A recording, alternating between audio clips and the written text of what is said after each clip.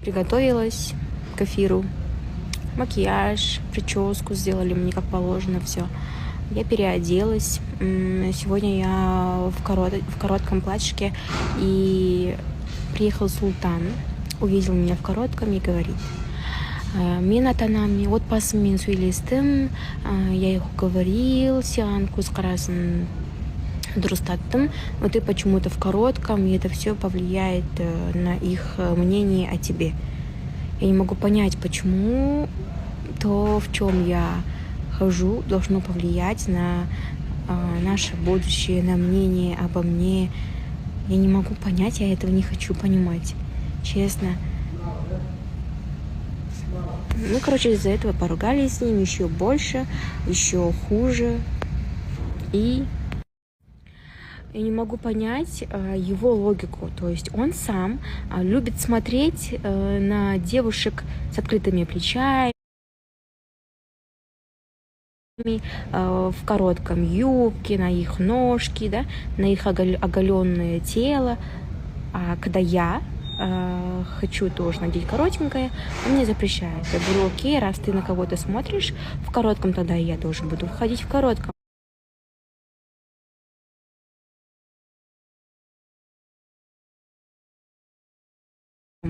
И я думаю, это будет справедливо. Короче, мы с ними из-за этого еще больше поругались. Бетіміз бір-бірімізге ашылып, все уже. И барлығы тоқтайды. Тек қана соған апаратын сияқты. Өйткені менің ер азаматым менің киген киіміммен бірге жақсы көру керек. Менің стиліммен, мен не кисем де, он должен меня любить в том, в чем я люблю ходить. Он не должен пытаться меня переделать, переодеть.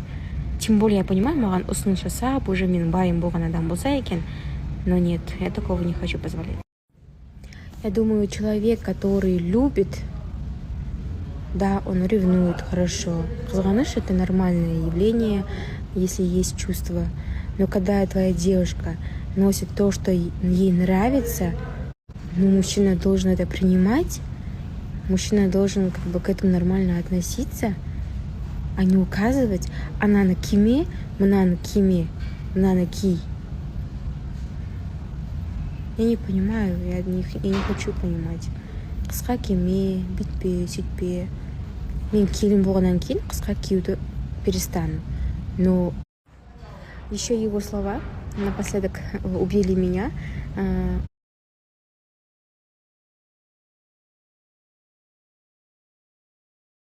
Дурную, словно нож мне в спину, он мне говорит: сен соңғы қыз деп ойлайсың ба? Сенен басқа қыз табылмайды деп ойлайсың ба? Вот эти слова его.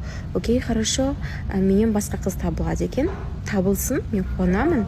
Менің қасымда не істеп жүрсіз? Ақыр басқа қыздармен сөйлесесіз, ақыр басқа қыздармен флиртовать етесіз, басқа қыздарға көзіңізбен атасыз деген сияқты, ой, глазами раздеваешь деген сияқты. И басқа қыздар көп, мен білем. Тогда зачем я нужна? Я знаю, что мен жалғыз қыз емеспін у него. Я знаю, что я у него как бы, да, не единственная, не одна. Так что лицемерие, зачем все лицемерие, это нужно. Типа, мен оны бағындыра алдым деген абыройыма ол үшін сөзім жоқ. Я келсем, қыз көп, әдемі қыз, жас.